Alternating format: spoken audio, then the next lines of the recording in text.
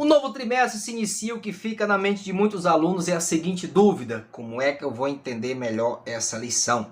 E você que é professor, que geralmente sempre fica preocupado, né, a cada aula que será ministrada, e principalmente esse novo trimestre que está se iniciando, como é que você vai ter pesquisas? Onde é que você vai encontrar fontes, né, conteúdo, um vídeo que você possa assistir, que você vai absorver ali no vídeo, formas e argumentos para repassar para a sua classe? Bem, eu estou aqui para ajudar você, aluno, a ter uma aula prática, objetiva e não simplesmente comentando o que já está na lição, porque eu tenho certeza que nenhum dos alunos gostam disso. E se você é professor, justamente também para te ajudar aqui, você observar a forma que será ministrado e os argumentos repassados e você possa compartilhar para a sua classe, beleza? Feito isso, então bora para o comentário de hoje.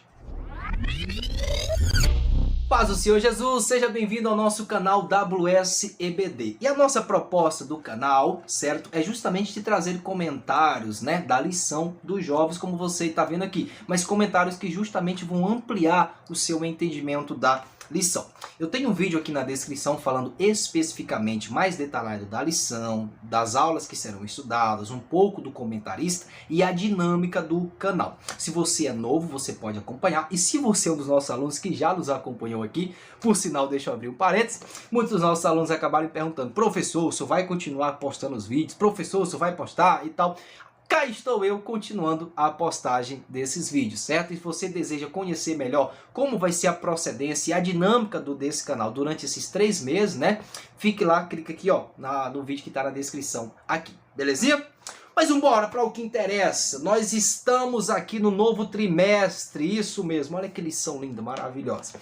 O título geral da nossa lição é Vigilância, Justiça e o Culto a Deus. De forma básica, o comentarista é o pastor Israel Trota. Vou falar aqui dele só de forma básica, a gente já tem um vídeo específico sobre isso, certo? Vigilância, justiça e o culto a Deus. Um chamado para a igreja nos escritos dos profetas menores. Professor, bora logo para a aula de hoje. Calma, calma, por quê? Porque 2 coisas que eu vou te pedir aqui. A primeira delas eu já falei, calma. E a segunda, atenção. Atenção por quê? Eu sei que é comum que quando alguém pega a lição já vai logo para a aula, né? Mas deixa eu primeiramente te falar acerca da capa da lição e eu vou te provar aqui que dentro do entendimento da capa vai facilitar muito a sua compreensão do que será estudado de forma geral. Quer ver? Olha para a expressão aqui, ó, olha para as palavras aí, ó, do título geral da lição. Vigilância, justiça e culto a Deus. Você já sabe que nós vamos estudar os profetas menores. Oséias, Joel, Amós, Obadias, Jonas, Miqueias, Naum, Abacuque, Sofonias, Ageu, Zacarias e Malaquias. Beleza. O que eu achei tão interessante na capa aqui é que mesmo não dando para colocar toda a mensagem dos profetas menores na capa, né? Isso foi feito no índice da lição, mas ela colocou 3 palavras que resumem a mensagem dos profetas menores. Sério, professor? Seríssimo. Ó, a primeira, vigilância, a segunda, justiça e a terceira, o culto a Deus. O que isso quer dizer? Acompanhe na tela comigo. Vigilância trata do aspecto espiritual. Justiça fala a respeito do aspecto social e o culto a Deus no aspecto religioso. Então você já percebe que olhando para esse título da lição, nós já entendemos que a base dos profetas menores são mensagens voltadas para a questão espiritual, social e religiosa. Olha que interessante aí. Prosseguindo, no subtítulo diz que é um chamado para a igreja nos escritos dos profetas menores. O que isso significa? Eu vejo muita gente aí desvalorizando o Antigo Testamento e principalmente desvalorizando esses profetas, né? Profetas menores. Já já eu explico o porquê desse título, essa expressão profetas menores. Mas pensa comigo aqui.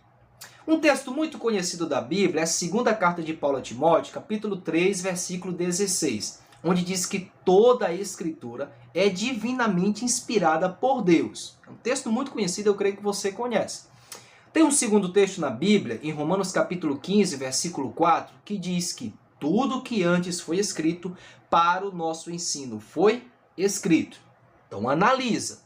Se toda a Escritura é divinamente inspirada por Deus, segundo Paulo, escrevendo a Timóteo, no capítulo 3, versículo 16, e sim Romanos capítulo 15, versículo 4, diz que tudo que antes foi escrito para o nosso ensino foi escrito, logo eu entendo que os profetas menores compõem a escritura.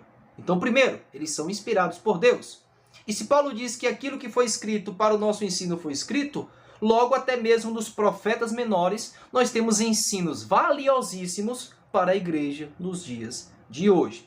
Isso é muito interessante ser repassado, porque infelizmente tem certas pessoas que rejeitam partes da Bíblia, estudam apenas o Novo Testamento. Claro que o Novo Testamento possui mais detalhes, mas para o Novo Testamento ser compreendido, o Novo Testamento ele interpreta o Antigo Testamento. E eu lhe digo, os profetas menores têm lições valiosíssimas para os dias de hoje, a gente vai estudar ela ao longo desse trimestre, beleza? Ok. Feito já o comentário da capa da lição, né? Se você ainda não tinha visto pessoas falando do comentário da capa e do título, cá estou eu para te ajudar, você aluno e professor, né? Feito já o comentário da capa, a nossa lição de hoje é a lição de número 1, que tem como tema Profetas Menores, grandes mensagens em pequenos livros. Ok, chegamos no tema da aula. Primeira coisa que precisamos explicar aqui, né? Que eu acho que você está com essa dúvida. Por que a expressão profetas menores? Ah, professor, eu não gostei muito porque o comentarista e os irmãos, eu vejo muitas vezes dizer, eles estão inferiorizando os profetas da Bíblia. Estão chamando os profetas de profetas menores, né? Não é isso. Isso não está querendo dizer dessa forma, certo? De acordo com o pastor Alexandre Coelho e Silas Daniel, ele tem um comentário interessante no seu livro Os 12 Profetas Menores, falando do significado dessa expressão. Acompanha comigo o que eles querem dizer. Os profetas menores são assim chamados, não porque seus ministérios tenham tido menos importância em relação aos chamados profetas maiores. Essa designação, que tem origem no cristianismo, expressa apenas o fato de que aqueles foram profetas canônicos, veterotestamentários, que deixaram menor registro de profecias em seus respectivos livros. Então está explicado aí, não é porque eles eram inferior, mas porque a quantidade de versículos, né, de conteúdo profético, é inferior aos demais livros. Quais? Isaías, Jeremias e Ezequiel, que são livros muito extensos, não é? Você com certeza, talvez, quando já fez a sua leitura devocional da Bíblia, aí você se deparou com Isaías, aí você fez assim, muito grande Isaías, Jeremias é grande demais, Ezequiel também é muito grande. Aí quando você passa desses livros, né, até mesmo Daniel, que tem 357 versículos, aí você chega nos profetas menores, aí rapidinho você termina de ler Oséias, Joel, Amós, Obadias, Jonas, Miqueias, Naum, Abacuque, Sofonias, Ageu, Zacarias e Malaquias. Você já está no Novo Testamento, você fica, oxe, já terminou? Então isso significa que eles são chamados de menores não é por conta da sua inferioridade, mas por causa que o seu conteúdo profético é mais resumido em relação aos demais. Quer ver algo interessante para comprovar o que eu estou dizendo?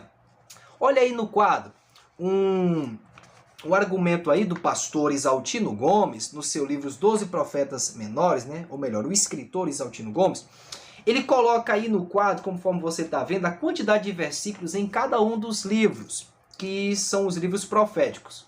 Em Isaías, ele diz que tem 1.202 versículos. Em Jeremias, tem 1.364. Em Ezequiel, 1.273. Agora, olha que interessante.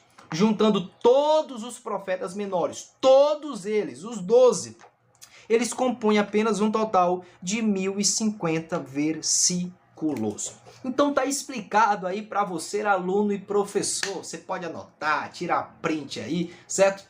Os profetas menores são assim chamados, não é por conta da sua inferioridade. Mas você percebeu, mesmo juntando todos os livros dos profetas menores, ainda assim é mais resumido comparado aos demais profetas. Aí alguém pode fazer uma observação. Professor, mas tem o caso de Daniel. Daniel só tem 12 capítulos. Mas vamos lá.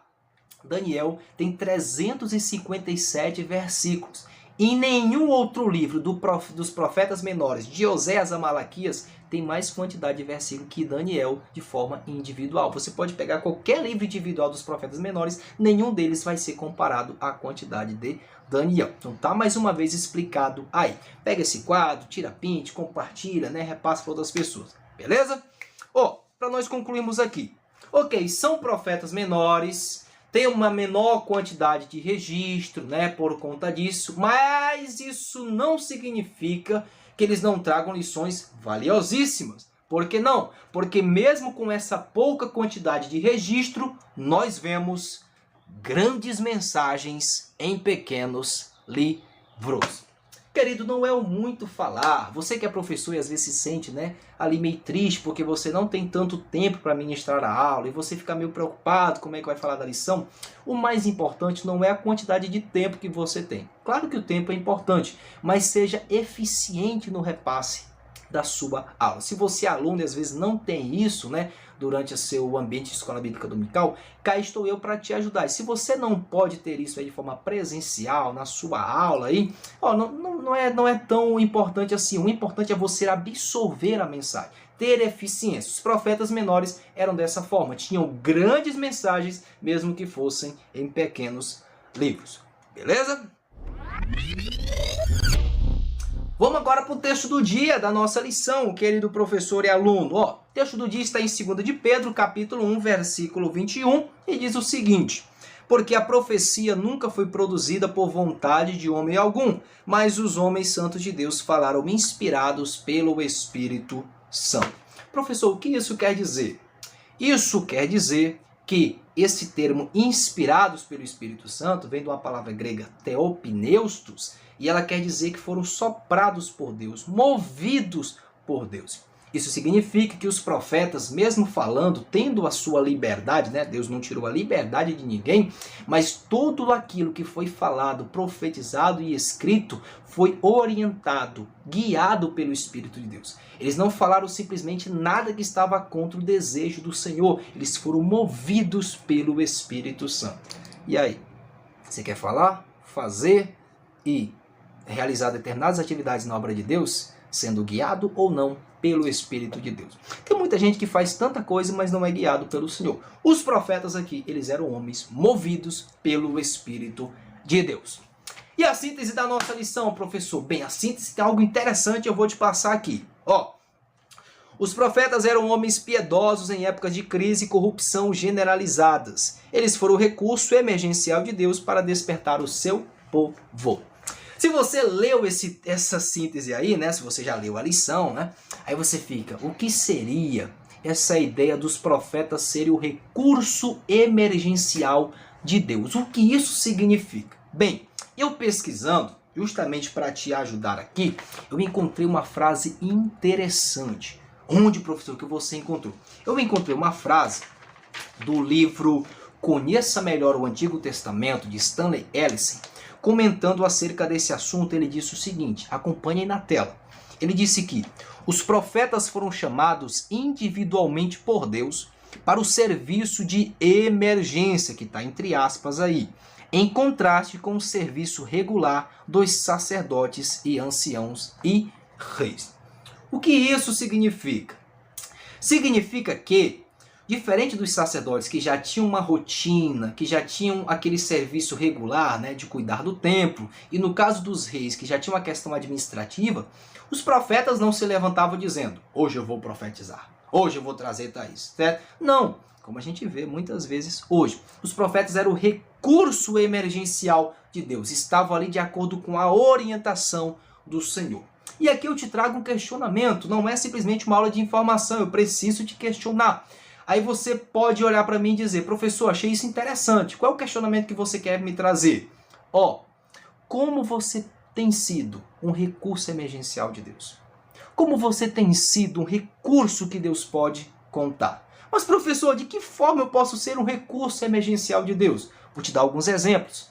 A nossa juventude hoje é muito movida pelas redes sociais. E diversas vezes a gente abre, né, um story do Instagram, a gente vê um status lá no WhatsApp de pessoas muito tristes, muito cabisbaixas, colocando coisas de ansiedade, depressão, pensando em desistir. Uma forma de nós sermos um recurso emergencial de Deus é levando palavras para essas pessoas. É perguntando, você está bem? É dizendo que mesmo que ela não compartilhe o que ela está passando, mas você questiona, eu posso orar por você, eu posso estar intercedendo por você, estou aqui caso você precise. Então você está sendo um recurso emergencial de Deus, desse momento de crise, né, diante dessas emergências. Também vale você pegando ônibus no seu trabalho. A questão é que, infelizmente, nós estamos tão acostumados à rotina, né? Nada contra a tarefa dos sacerdotes ou a dos reis. Eles tinham papéis importantíssimos. Mas muitos de nós estamos atrelados tanto à rotina e não estamos disponíveis para ser esses instrumentos do Senhor em período de crise. Ser esse recurso emergencial que Deus precisa para ajudar outras pessoas. Glória ao Senhor, vale esse conselho aqui para você. Sejamos então esse recurso também emergencial de Deus. Para fechar essa primeira parte aqui, vamos ler a introdução. Você está percebendo que eu estou trazendo comentários em cada uma das partes da lição? E deixa eu aproveitar aqui, querido. Se você está assistindo esse vídeo aí, você está um pouco na dúvida se inscreveu, se vai dar o seu like, eu vou deixar para você pensar nisso, certo? Mas uma forma que você pode estar nos ajudando é se inscrevendo no nosso canal. O YouTube vai analisando, percebendo que esse canal está tendo mais desenvolvimento, mais engajamento, tudo, e dando o seu like aí. E também você pode compartilhar para outras pessoas, beleza? A gente ficaria muito grato aqui, porque também nós estamos felizes em estar contribuindo com você e ficaríamos gratos em ver você também contribuindo com a gente. Glória ao Senhor. Fica a reflexão aí para você também. Aleluia! Então vamos lá. Ó, a nossa introdução, ela diz o seguinte, tem algo top aqui. Grande parte da revelação bíblica do Antigo Testamento foi entregue ao povo de Deus em forma de profecia. Hebreus capítulo 1, versículo 1. Vou te passar algo top. O que é, professor, que você vai me passar? Você sabia que no Antigo Testamento tem 39 livros? Ah, professor, disso aí eu já sabia. Beleza, tá ótimo. Ó, nós temos 17 livros no Antigo Testamento. Os primeiros 17 livros falam de questões históricas. Você já analisou? De Gênesis até Esté falam de questões históricas. Ó, lembrando que Gênesis, Êxodo, Levítico, Números e Deuteronômio são livros da lei, certo? Então eles estão enquadrados na categoria de lei. Tranquilo? Mas ao mesmo tempo eles têm narrativas históricas, porque falam da questão da criação do mundo, do desenvolvimento da raça humana, o chamado de Abraão, a nação de Israel. Fechou? Então, juntando isso, nós temos 17 livros, os primeiros 17 livros, que, mesmo sendo de lei e história, eles possuem fatos históricos. Tranquilo? Depois daí, nós temos 5 livros poéticos: Jó, Salmos, Provérbios, Eclesiastes e Cantares de Salomão. Fechou? Que tratam da poesia. E aí entra a questão dos 17 livros proféticos, que é de Isaías até Malaquias. Então, o que eu quero te repassar? Ó, se nós temos os primeiros 17 livros falando de questões históricas, mesmo sendo dividido entre lei e história, nós temos 5 livros falando de questões poéticas e nós temos 17 livros também falando de questão profética. Então a Bíblia, ela está conciliando. Ao mesmo tempo que ela tem questões históricas, ela também tem poesia e ela também tem questão profética. Ela tem lei, ela tem história, tem poesia e tem questão profética.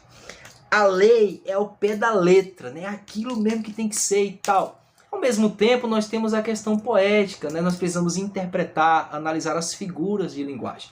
A Bíblia também tem questão histórica, de Josué a Esther, né, dividido, como também ela tem questão profética. Então tudo isso, conforme você está vendo no quadro aí da lição, nós temos 17 livros que falam sobre lei e história, 17 livros proféticos e ainda 5 livros poéticos, significando que é possível a gente conciliar essas questões. A vida cristã não é só algo concreto, a vida cristã também precisa ter o seu conteúdo profético, precisa ter algo espiritual, algo da parte de Deus que vai além da nossa visão. E também, claro, não é simplesmente tudo ao pé da letra, nós precisamos também entender as questões poéticas. É uma aplicação interessante aqui, nós precisamos conciliar, que a Bíblia já conciliou tudo isso. É algo muito interessante que a gente pode estar repassando aí.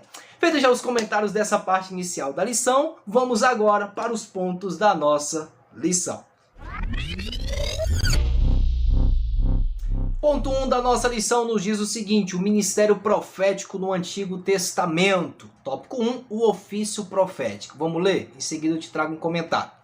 No Antigo Testamento, a palavra hebraica mais empregada para profeta é nabi, ou nabi, cujo significado é proferir e anunciar uma mensagem. O profeta era um porta-voz, um embaixador de Deus entre os homens. Mais adiante no tópico, ele diz o seguinte: a voz dos profetas era a voz de Deus. Eles falavam em nome do Criador, geralmente por meio da célebre frase, assim diz o Senhor. Para concluir, não se tratava de uma consulta meramente movida por adivinhação futura, mas de instruções práticas para uma vida santa. Por que eu fiz essas leituras? Porque agora eu vou te passar os comentários. A questão do significado do termo profeta está bem explicado aqui, né? Que dá uma ideia de proferir, anunciar uma mensagem, ser o embaixador entre Deus e os homens. Uma dúvida pertinente que eu vejo muitas pessoas com pensamentos equivocados ali. O que é, professor? É o seguinte, o profeta, apesar de ter características que ele acaba falando do futuro, a principal ênfase de um profeta não é essa. Não, professor, não. A principal ênfase de um profeta não é essa ideia de ele revelar coisas do futuro. Quer ver? Nós temos duas referências bíblicas que eu vou mudar esse pensamento aqui. Quer ver? Ó, Gênesis capítulo 20, versículo 7 e Êxodo capítulo 4, verso 19 e também no capítulo 7, versículo número 1. Eu vou explicar já já. Ó, no caso de Gênesis capítulo 20, versículo 7, está falando de Abraão. E Deus chama Abraão de profeta. Que isso, professor? Deus está chamando Abraão de profeta? Pois é. E no caso de Êxodo capítulo 4, verso 19 e no capítulo 7, verso 1, Deus diz que Arão falaria no lugar de Moisés. Ou seja, Arão seria profeta. Está lá no texto, pode acompanhar.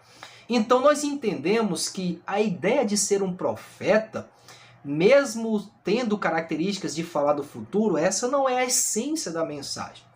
Me diz o que foi que Abraão fez de conteúdo profético no sentido de profetizar, de ter como os demais profetas. Ele não teve isso, porque um profeta de verdade, como Abraão foi chamado, ele é um instrumento de Deus. Ele é primeiramente obediente ao Senhor. No caso de Abraão, foi porque teve um acontecimento lá com Abimeleque, você pode acompanhar em Gênesis capítulo 20, e Abraão estaria intercedendo em prol de Abimeleque. Então, um profeta, a sua ênfase é ser primeiramente um instrumento de Deus, obediente ao Senhor, estar a serviço de Deus. E no caso de Arão, professor, Arão falaria no lugar de Moisés. Então, um profeta é aquele que fala no lugar de outra pessoa. Por isso é que a nossa lição coloca que o profeta ele é um porta-voz de Deus. E aqui eu concordo com as palavras de John Beverly, quando ele diz que, a partir dessas duas passagens, podemos gerar a definição global de profeta. A definição de profeta é encontrada na sua função. Um profeta é aquele que fala por outra pessoa, ou alguém que empresta sua voz a outra pessoa. O conceito de profeta como sendo uma pessoa que prediz o futuro é errado. A definição mais clara de um profeta é alguém que fala por outra pessoa. Isso poderia abranger a predição de acontecimentos futuros, mas está longe de ser a ênfase de um verdadeiro profeta. E só para complementar, porque eu quero complementar o seu conteúdo, o comentarista da lição, o pastor Israel Trota, no seu livro de apoio do trimestre, ele diz o seguinte, que tendo em vista essas considerações, convém destacarmos que o melhor significado para a palavra profeta é mensageiro de Deus. O profeta era um embaixador de Deus. Através do registro preservado na Escritura, verdadeiramente vemos que a voz dos profetas era a voz de Deus. Então está aí explicado. O profeta, de fato, ele é um instrumento do Senhor. Não vá atrás dessa falácia, não. Você vê, fulano é profeta, fulano é profeta. Vale lembrar que o ministério profético no Antigo Testamento é muito diferente da atuação do profeta hoje, beleza? Mas falando especificamente de hoje, né? Não vá atrás disso, fulano, não. O profeta, mesmo tendo características que ele pode sim falar coisas do futuro ou coisas ocultas e escondidas aos nossos olhos, a ênfase principal é ele ser um homem de Deus, um instrumento de Deus, um mensageiro que fala as palavras de Deus. Hoje nós entendemos que a base para nós falarmos as palavras do Senhor está aqui na nossa Bíblia Sagrada. Aleluia! Ok. Feito já o comentário do tópico 1, vamos para o tópico 2, que diz que quando surgia um profeta? É uma pergunta. Quando surgia um profeta? A lição já nos dá uma resposta. O cenário da apostasia era um terreno fértil para o surgimento ministerial de um profeta. Em tempos de injustiça social, corrupção sacerdotal, impiedade da realeza e paganismo religioso, quando a decadência moral e espiritual prevalecia, Deus se manifestava entre o povo, vocacionando os seus profetas. Então, essa parte aqui do tópico, nós aprendemos o seguinte: Deus levantava profetas em tempos de crise. Como eu já te disse que um profeta é realmente um instrumento da parte de Deus, aí eu te pergunto, nós estamos passando por um período terrível de crise, né? De apostasia, questão moral. A dúvida é, você deseja ser um instrumento de Deus para falar em prol das palavras do Senhor? Entre aspas, ser um profeta de Deus? E aí, vamos lá? Prosseguindo a nossa lição, diz que os profetas denunciavam a hipocrisia. Ai, a hipocrisia, que tá, rapaz. Eles denunciavam a religiosidade aparente. Eita, meu Deus do céu. Pregavam arrependimento sincero marcado por demonstrações autênticas de um profundo quebrantamento pessoal. Por que eu tô sorrindo? Porque é muito diferente dos dias de hoje. É muito diferente. Pensa comigo. Qual tem sido a ênfase de nossas mensagens hoje? Pensa aí, né? Professor, é errado a gente pregar determinados assuntos da Bíblia, tipo, por exemplo, bênção, prosperidade, que o Senhor vai estar sempre comigo, entendeu? Que eu não devo me importar com o que os outros dizem. Essas coisas não são erradas, certo? A dúvida que surge é o motivo pelo qual eu dou ênfase tanto para essas mensagens. Analisa comigo. Se você assistir, por exemplo, 10 vídeos de pregadores famosos aí no YouTube, analisa desses 10 vídeos, quantas mensagens dele falam sobre pecado, a cruz de Cristo, arrependimento, conforme está aqui na lição, falsa religiosidade, buscando o quebrantamento, não simplesmente choro, aquela coisa, é quebrantamento de verdade, é humilhação na presença de Deus. Analisa. Por quê? Porque a ênfase das nossas mensagens tem sido mais para um outro lado, porque muitos têm medo de perder público, muitos têm medo de perder o tapinha nas costas, os aplausos, não querem ser criticados. Tem gente que não fala sobre pecado porque vai ser lixado, tem gente que não defende a família porque vai ser criticado por certas esferas da sociedade, tem pessoas que não defendem. Você está entendendo que nós hoje é muito diferente a realidade dos profetas menores, porque eles denunciavam, a ênfase de suas mensagens era de acordo com a necessidade do povo. Os profetas falavam de acordo com a necessidade do povo. A dúvida é, qual tem sido a ênfase de nossas mensagens hoje? Analisa aí as pregações, nossos cultos, né? Qual tem sido a ênfase das mensagens nos dias de hoje? Não é errado pregar determinados assuntos, mas infelizmente tem certas pessoas que só gostam de pregar aquilo porque tem medo da reação do público, porque não querem ser criticados e estão omitindo de fato certas partes da verdade da Bíblia Sagrada. Nós precisamos ser instrumentos de Deus, meus irmãos. Aleluia! Tópico 3 da nossa lição diz o seguinte: a difícil missão do profeta. Ser profeta não é fácil, meu filho. Ser instrumento de Deus não era fácil. Como um homem entre os homens poderia carregar para si a responsabilidade de ser porta-voz de Deus? É por isso que os profetas relutavam diante desta chamada. O encargo era demasiadamente pesado. Entretanto, a glória da revelação atraía-os de tal modo que não conseguiam se esquivar destes ministérios. Eles também eram homens profundamente piedosos. A devoção se permutava com a coragem na consecução do propósito de denunciar, exortar, condenar e consolar suas gerações. Querido, eu achei lindo esse tópico da lição. Por quê, professor? Porque ao mesmo tempo que no início ele diz que os profetas eram porta-voz de Deus, ele também diz, mais na frente, que eles eram homens piedosos. Aleluia! Porta-voz de Deus e homens piedosos. Ser porta-voz de Deus não me faz ser um super crente. Ser um porta-voz de Deus não me faz ser um super espiritual. Sou porta-voz de Deus, mas continuo sendo homem. A Bíblia diz que Elias estava sujeito às mesmas paixões que nós. Sou um instrumento de Deus, mas continuo sendo um pedaço de barro. O problema é que muita gente está se esquecendo disso. E conforme está na nossa lição, o encargo era demasiadamente pesado. O que isso significa, professor? Porque hoje está diferente.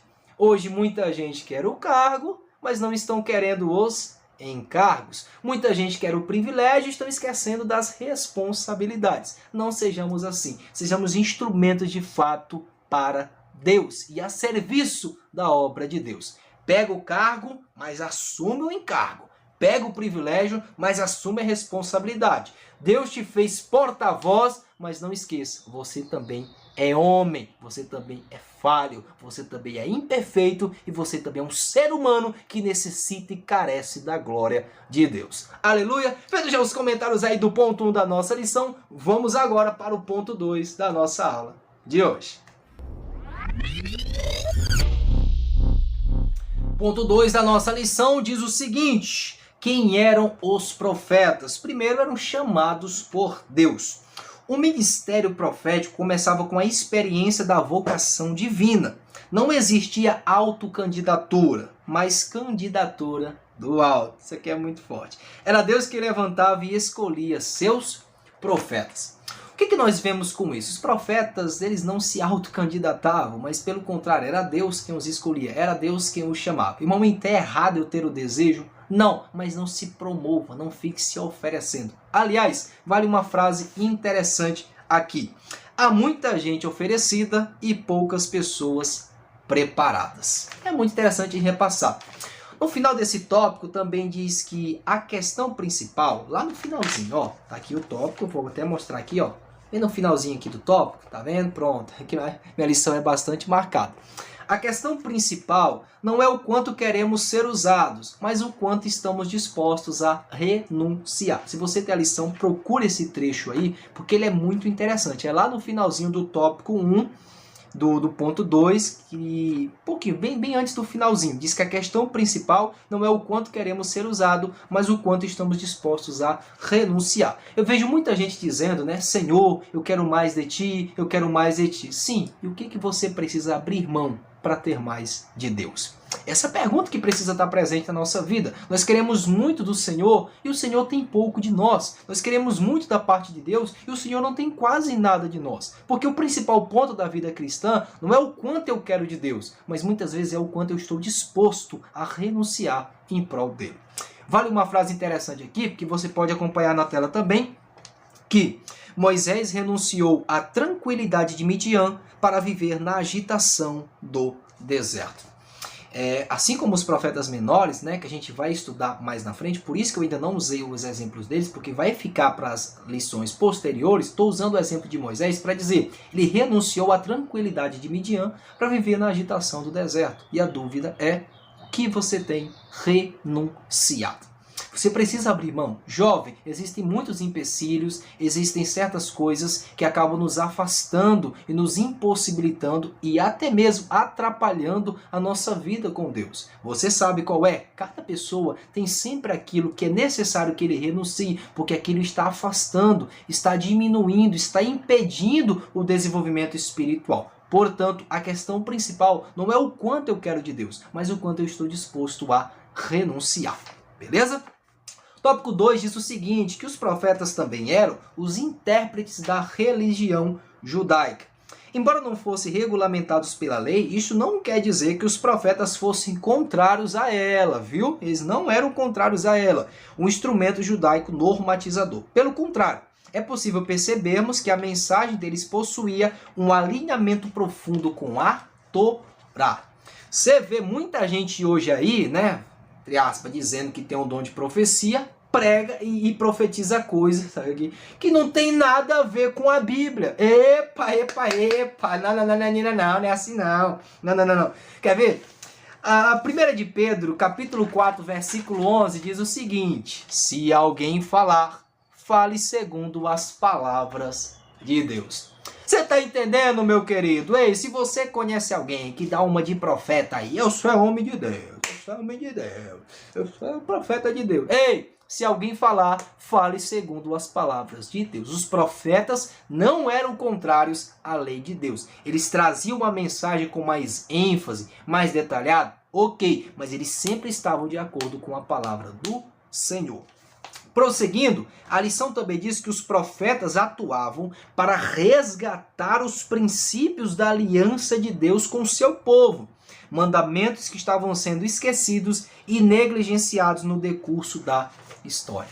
Querido, a mensagem dos profetas menores é tão linda e precisa ser falada aqui, porque eles resgatavam os princípios, coisas que estavam esquecidas, coisas que não estavam mais sendo pregadas e vividas no meio da sociedade. Só um exemplo claro. Tem 3 referências bíblicas na lição aí, né? Falando disso, tem Oséias capítulo 14, versículo 1 e 2, tem Zacarias capítulo 7, versículo 12, e Sofonias capítulo 3, versículo 1 ao 4. Então, os profetas, conforme você está vendo aí no quadro, eles tinham alguns princípios. De acordo com Oséias capítulo 14, verso 1 e 2, o princípio era levar Israel ao arrependimento. De acordo com Sofonias capítulo 3, versículo 1 e 4, o princípio era a irreverência do povo diante de Deus. O povo precisava ser reverente a Deus. O princípio era a reverência, mas infelizmente o povo estava tendo irreverência diante de Deus.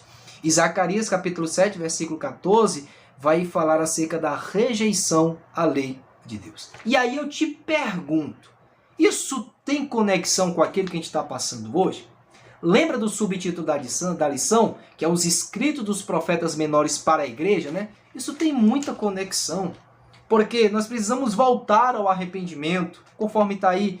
O povo hoje está irreverente diante de Deus, e há uma grande rejeição também à lei de Deus, assim como acontecia anteriormente. Nós precisamos resgatar os princípios do arrependimento, da reverência, do amor à palavra de Deus. Você vê que hoje parece que não precisa se arrepender. Você vê que hoje a gente entra do jeito que quer, faz o que quer, é irreverente diante de Deus. E você vê que hoje até mesmo a Bíblia está sendo questionada. Eles estão rejeitando. Só tem certas partes da Bíblia que eu acredito. Só tem certas partes da Bíblia que eu concordo. Não, essa parte, não. Ei, precisamos voltar aos princípios da palavra de Deus. E para nós concluirmos esse ponto, chegamos num tópico muito importante. Eu sei que nós estamos no meio do vídeo, você já começa a cansar, né? Você está percebendo que o vídeo está um pouco longo, mas é a primeira aula. E nós chegamos num tópico muito importante, que é os profetas menores. E a classificação desses profetas. E diz o seguinte: os profetas menores são divididos em 2 grandes grupos: profetas pré-exílicos, Oséias, Joel, Amós, Obadias, Jonas, Miqueias, Naum, Abacuque, Sofonias, e os profetas pós-exílicos, Ageu, Zacarias e Malaquias. Professor, você parou a leitura por quê? Calma. Nós temos um quadro na lição que eu vou disponibilizar para você aí, certo? Você pode estar tirando print para você entender melhor essa classificação. Mas eu também encontrei um quadro muito interessante na internet, e está até bem didático para facilitar o seu entendimento. Acompanhe na tela o que está escrito aí. Está o quadro falando de alguns profetas, você está acompanhando aí. Está falando no caso de Oséias, está falando no caso de Joel, né? Então está tudo bem detalhado. Eu não vou repetir tanto as leituras aqui para facilitar e para a gente ganhar tempo, mas nós temos todos eles aí. Nós temos o profeta, nós temos o ano e reinado e nós temos o propósito. Você pode pausar esse vídeo, você pausa e tira print, facilita bastante, certo? Tem outro quadro aí, conforme você está vendo, no caso da continuação de Naum, de Abacuque, Sofonias, Ageu, Zacarias e Malaquias. Então tá aí, o ano e reinado e o propósito também, certo? É muito importante essa classificação, certo? Porque facilita no seu entendimento. Então pega esse quadro, tira print, estuda, anota, certo? Eu estou aqui justamente para te ajudar nisso aí. Belezinha? Certo. Prosseguindo, concluindo já o ponto 2 da nossa lição, vamos agora para o ponto 3 da nossa aula de hoje. Pois é, chegamos no ponto 3 e ele fala o seguinte: a mensagem dos profetas menores. Tópico 1, eles suplementavam o ensino. Os sacerdotes e os levitas eram os responsáveis oficiais pela parte do ensino. Todavia, essa função comumente era ignorada pelos seus representantes legais, que estavam demasiadamente ocupados com as tarefas recorrentes e diárias da religiosidade judaica. Querido aluno e professor, calma, não fica com sono ainda, eu sei que a gente está concluindo e é normal até mesmo nas aulas de escola dominical, sempre quando chega no último ponto o pessoal está mais assim, mas eu vou continuar aqui te trazendo conteúdo, né, para sua ministração. Dá um pausa nesse vídeo, vai lá, molha o rosto, certo? Esperta aí, levanta, belezinha? Então bora lá. Mensagem dos profetas menores. O que você acha de eu te passar aqui a base da mensagem de cada um desses profetas? Olha que interessante, né? Professor, vou te passar aqui agora a base da mensagem de cada um desses profetas. Vou aproveitar aqui o arquivo da CETADEB. Para você que não sabe, a CETADEB é o Centro Educacional Teológico das Assembleias de Deus do Brasil, né? Eu achei um quadro muito interessante na apostila dos profetas menores sobre esse tema central de cada um desses profetas. Acompanhe aí na tela. O livro de Oséias, o tema central é o julgamento divino e o amor de Deus. Em Joel, o tema central é o grande e terrível dia do Senhor. Em Amós, nós temos a justiça, a retidão, a retribuição divina pelo pecado. Em Obadias, nós temos o juízo de Edom. Em Jonas, nós temos a magnitude da misericórdia salvífica de Deus. Em Miqueias, juízo e salvação messiânica. Em Naum, a destruição iminente de Nínive. Em Abacuque, viver pela fé. Em Sofonias, o dia do Senhor. Em Ageu, a reedificação do templo. Em Zacarias, a conclusão do templo e as promessas messiânicas. E em Malaquias, acusações de Deus contra o judaísmo pós-exílico. Então tá aí muita coisa interessante. Você que já acompanha os nossos vídeos sabe que a gente sempre traz pesquisas e fontes confiáveis, principalmente o nosso meio assembleano, entendeu? E sempre quando a gente pega fontes para complementar, é tudo de acordo com o nosso pensamento, beleza? Só para te ajudar, para agregar na sua aula. Se você ainda não se inscreveu e não deu o seu like, eu ainda não consegui entender o porquê disso, beleza? Mas fica a reflexão aí para você. Nos ajude aí colocando no comentário se esse vídeo tem sido bênção também para você. Aleluia! Tópico 2 diz o seguinte: os profetas também denunciavam as injustiças e anunciavam juízo. Lá no finalzinho diz assim: os profetas denunciavam os magistrados civis, os líderes políticos que tinham pervertido o juízo, reprovaram a ostentação conseguida à custa da opressão, exortaram os líderes religiosos e condenaram a prostituição, a soberba e a vaidade. Todas as grandes sanções disciplinares de Deus para o seu povo foram anunciadas previamente pelos profetas, e Deus conseguia a oportunidade de arrependimento para a remoção do juízo. E aqui algo interessante. Qual? A mensagem dos profetas se dirigia primeiro aos governantes, porque a lição está dizendo aqui. Segundo, aos poderosos. Terceiro, aos líderes religiosos. E quarto, ao povo em geral. Você leu na lição? Está se dirigindo aos governantes porque está dizendo os magistrados civis e os líderes políticos. Aí tem aqui os poderosos, né? Quem conseguia a ostentação, a custa da opressão. Tem também aqui os líderes religiosos na lição. Tá tudo aqui e eu classifiquei de forma didática. Estou colocando mais uma vez aí no quadro que a mensagem dos profetas se dirigia aos governantes, poderosos, líderes religiosos e povo em geral. E no finalzinho do tópico diz assim, que Deus sempre concedia oportunidade de arrependimento para a remoção do juízo. Eu vejo gente falando, Deus era muito duro. Pessoal, as pessoas eram que queriam de fato o juízo de Deus. Por exemplo, Lucas capítulo de número 13, versículo número 34. Vou colocar na tela aí para você ver. Olha o que ele nos diz. Lucas 13, 34 diz assim: Jerusalém, Jerusalém, que mata os profetas e apedrejas os que te são enviados. Quantas vezes quis eu ajuntar os teus filhos como a galinha ajunta os seus pintos debaixo das asas, e não quiseste. Então você vai perceber que a Bíblia já é clara que Deus sempre quis estar presente do seu povo. Deus sempre quis consolar o seu povo. Deus sempre queria que o povo se voltasse para ele. Jerusalém, Jerusalém, que mata os profetas, apedreja os que te são enviados. E não é muito diferente dos dias de hoje. Deus deseja que esse povo incrédulo, que esse povo corrupto, que essas pessoas que praticam essas práticas pecaminosas se convertam a ele. Deus está chamando. Mas muitas vezes essas pessoas que apedrejam os profetas. Cristãos como nós, que denunciam o pecado, denunciam certas práticas que vão contra a palavra de Deus, a gente é chamado de fundamentalista, a gente é chamado de tantos outros nomes, certo? Mas por quê? Porque a gente está como Jesus. no sentido de clamar para que esse povo volte a ele. Deus sempre quis isso diante do seu povo. O povo é que, infelizmente, não queria estar perto de Deus. E para a gente fechar esse tópico, tem algo muito bom que eu vou te passar aqui. Muito, mas muito bom mesmo. O tópico 3 diz assim: os profetas também consolavam. Embora a mensagem dos profetas menores fosse repleta de juízo, ela também possuía consolo divino. A esperança era o forte sentimento que consolava a alma israelita. Agora eu vou te passar uma prova de que os profetas não traziam apenas mensagem de juízo. Não, professor? Não. Eles não traziam simplesmente mensagem de juízo. O objetivo dos profetas não é simplesmente falar dos erros do povo.